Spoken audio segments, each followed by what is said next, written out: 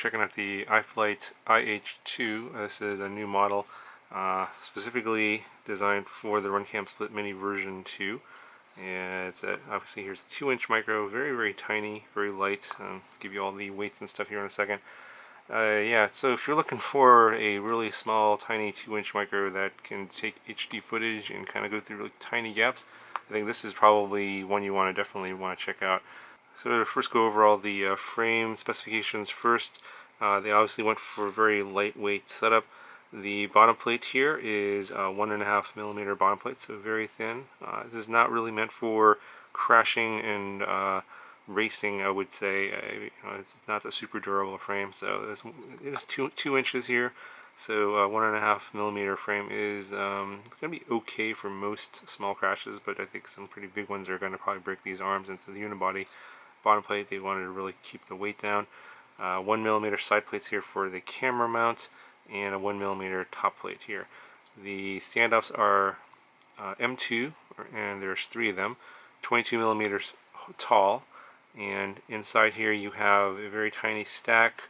This is based off of, they built it off of their new 6S stack, well, 20 by 20 micro stack. It's like, this is actually what it looks like here. They actually use the 4-in-1 ESC, and the flight controller in this model, this video transmitter, is actually not in this model. I'll talk about this stack here a little bit more in a second. So you got the 4-in-1 ESC, it's a 35 amp, and it is a 6S. And then you got a F4 flight controller, and I think it's the Omnibus F4 SD target. It's got an MPU 6000 gyro, so it's an 8K gyro. And then the third board here is your Split Mini V2, and then the top board there is your XM Plus receiver. It is available in other receiver options. Check the link in the description to the product page. I think other receivers like Futaba, Spectrum, FlySky, etc. are available as options in the build, or you can also not opt for a receiver at all if you don't want the receiver to come in the build. And then what they're using for the video transmitter here, as you can see the little weapon test sticking out, is the RunCam TX200, and I don't think it's the TX200U because I don't think smart audio is enabled on this. I was not too clear on if that was or not. So the way I changed my bands and channels was via this button, which you can't really see. It is on the back side of this board here. So they put the TX200 on the back side of the RunCam Split Mini, and the button's like right there. If we can get, can't quite get enough light in there, but yeah, you'll be able to see it. It is reachable with a small little flat tool, like a flathead screwdriver. You can get in there and press the buttons, and then right above the buttons are the LEDs for the bands and channels. It is challenging to figure out what they are because you can't really see them from the side because this side plate here is blocking it, so you can only look at it from the underside here in this little hole. But yeah, I was able to change my bands and channels, no problem with that button. It is, if you have to change your channels often, this is going to be kind of cumbersome, but obviously they tried to get the size of this down as small as possible and pack in as many features. So they went with this solution here with the transmitter on the back of the camera. But at the same time, when they did that, I think this is kind of a flaw.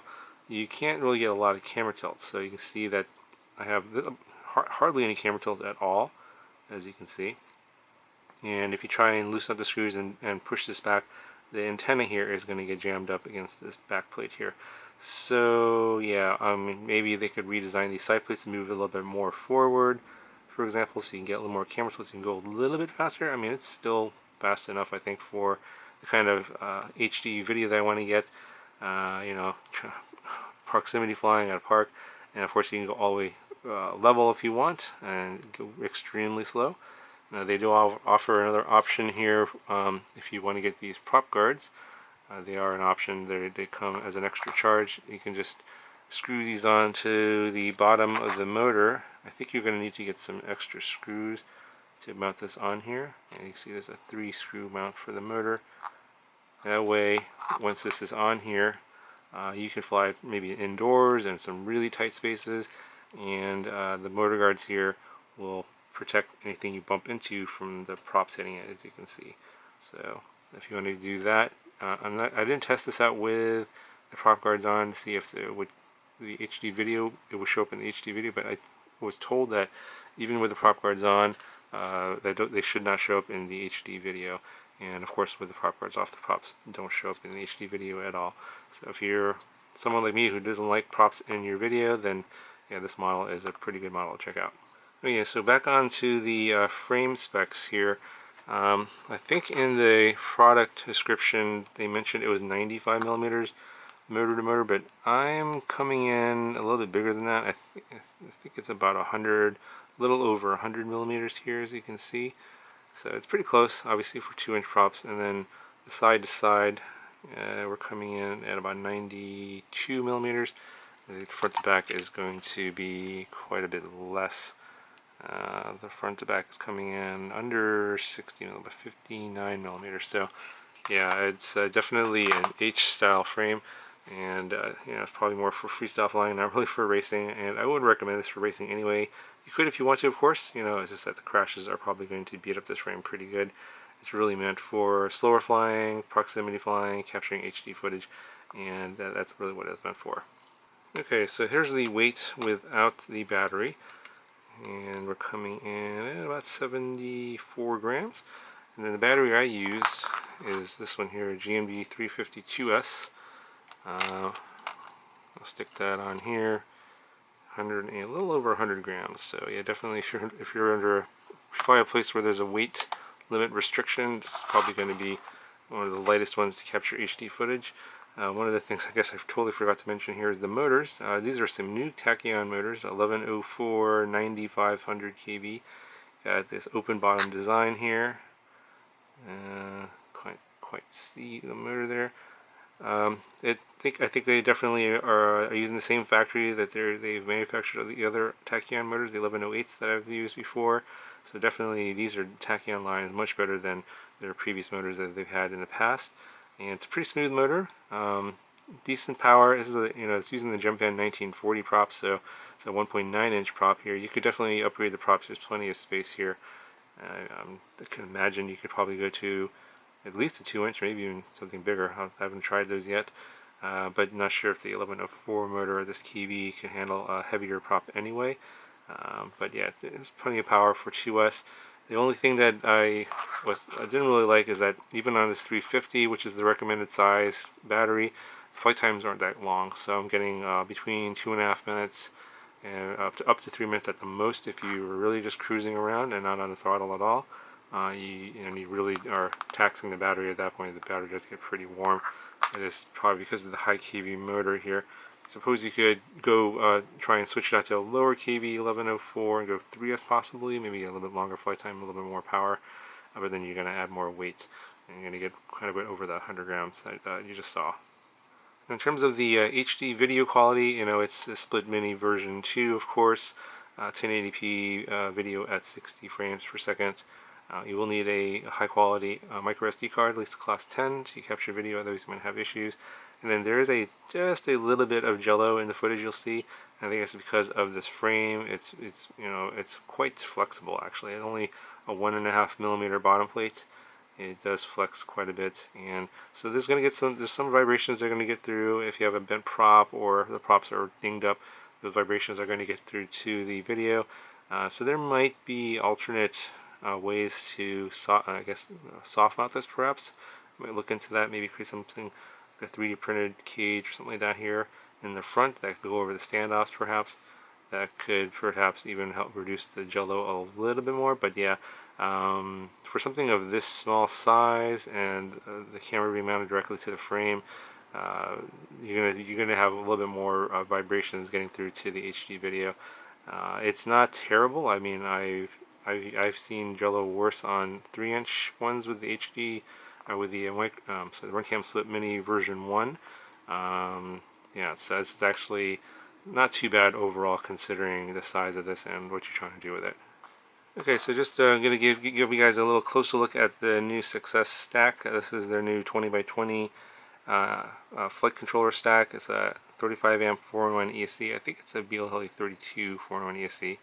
And then you get your F4 flight controller here. You got some plugs for your other connections here. And things like 401 AC, the flight controller, and this video transmitter are all connected together by these pins. So if you don't like pins, you're probably gonna, especially like for you guys that hate the HDLRC stuff, then you're probably gonna obviously not like this. They are running a metal steel screw, M2 screw through the whole stack here. You got some TPU soft mounts and some little silicon soft mounts here for the flight controller, even though it's an MPU 6000. So you're not going to have any issues with vibrations or oscillations getting through to the flight controller. I didn't have any on the built model here. Yeah, so this is what it looks like. You got a 20 by 20 video transmitter, 0 to 200 milliwatts power switchable, and it has VTX remote control via the IRC Tramp protocol. It's come with this whip antenna here, connects via a micro FL connector. It has a little button there for changing your bands and channels if you want to go the manual route. But it's a nice little stack here, F4, 3 UARTs, 35 AM 490 ESD, and this is a 6S capable stack here. So you could obviously, instead of putting it into a little 2-inch here, you could definitely put this into a 5-inch if you want to, 35 amps. It's pretty similar in specs to the Emax 2 to 6S stack. I think it's called the Mini Magnum F4. Very, very similar product, in fact. So if you guys want to check out this product, I'll put a link as well to this in the description. You can get more pictures. There's wiring diagrams in the product page for all the little connections and everything. It's a pretty, it's well thought out product and very complete. Yeah, just looking at the components and everything that's on here, looks really nice. And I think I might actually put this into a 5-inch build, something like a ultra light 5-inch build at some point in the future. So stay tuned for that video. Anyway, so overall I think this product's pretty good. I like the video it comes out of this. It flies pretty well. It does come with an older version of Betaflight 325, not sure why. I'm probably going to upgrade it. I just had to do some slight modifications to the PIDs. Not really worth mentioning. I'm going to do another video down the road with 3.5 on here with some PIDs. So if you want to get a tune for this, I'll have a better tune for this in a future video, because I'll be flying this some more, getting some more footage. I think this is going to be great for pretty much flying it anywhere. The thing is completely silent, and you get nice HD footage pretty much anywhere you fly. And if you want to be a little bit safer, just pick up the prop guards to go with this as an option. And if you happen to bump into anything, you won't be breaking any props or anything like that. And you can get some nice HD footage and some nice proximity flying. I'm thinking more things, places like at parks and where there might be other people around, where this is not going to be as disruptful. Anyway guys, I'm going to show you some more flight footage from this. If you guys have any questions, let me know, and I'll talk to you guys in the next video.